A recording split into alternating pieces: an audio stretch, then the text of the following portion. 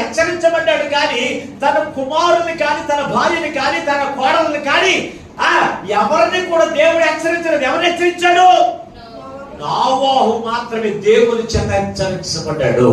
హెచ్చరించబడిన నోవహు తన భార్యను తన పిల్లలను తీసుకుని ఎక్కడికి వచ్చాడు తెలుసా?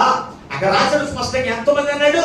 నోవహును తన పిల్లల కొడుకును ఏం చేశాడు? వారిని సిద్ధపరిచి నోవహును అతని యొక్క కుమారులు కోడళ్ళను తన భార్య 7 కలిసి వారంలోనికి ప్రవేశించారని రాశారు ఇక్కడ దేవుని బిడ్డ. అంటే కుటుంబం అంతా కూడా ఎక్కడికి వెళ్ళారు?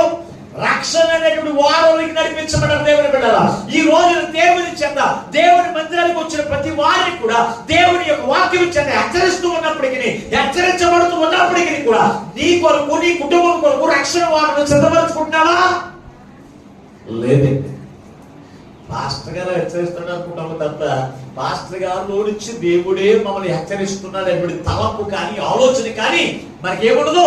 మనస్సును ఉండదండి దేవుని బిడ్డారా, మనస్సును ఉండదు. అందుకే ప్రభు మనతో మాట్లాడుతున్నాడు. ముందుగా తన కుటుంబం కొరకు నోవహు హెచ్చరించబడ్డాడు కనుక కుటుంబం అంతా కూడా వారిలోకి వెళ్ళడానికి సిద్ధపాటు కలిగి ఉన్నారు. తర్వాత చేసిన పని ఏంటి? ఒకసారి పేతురు రాసిన 2వ పత్రిక, పేతురు రాసిన 2వ పత్రిక 2వ అధ్యాయం 5వ వచనానికి వచ్చామండి. అపోస్తలుడైన పౌలు పేతురు రాసిన 2వ పత్రిక 2వ అధ్యాయం 5వ వచనం.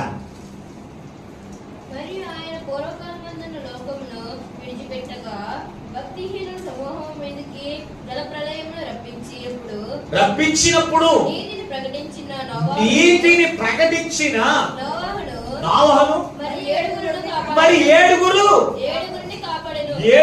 కాపాడు. నోవహును మరలా 7 కాపాడాడు అన్నాడు. అంటే ఈ నోవహు చేసిన పని ఏంటి? దేవుని చేత హెచ్చరించబడ్డాడు. హెచ్చరించబడి ఏం చేశాడు తెలుసా? ఇదిగో నోవహును 7 అంటే నోవహు తన భార్య 3 కుమారులు 3 కోడలు, మొత్తం ఎంతమంది అయ్యారు? 8 మంది. 8 మంది కూడా రక్షణ వారికి వెళ్ళడానికి సిద్ధపాటు కలిగిపోయారు. కలిగిన తర్వాత ఈ నోవహు చేసే పని ఏంటి తెలుసా? ఆ వారిని సిద్ధపరుస్తూ ఉండగానే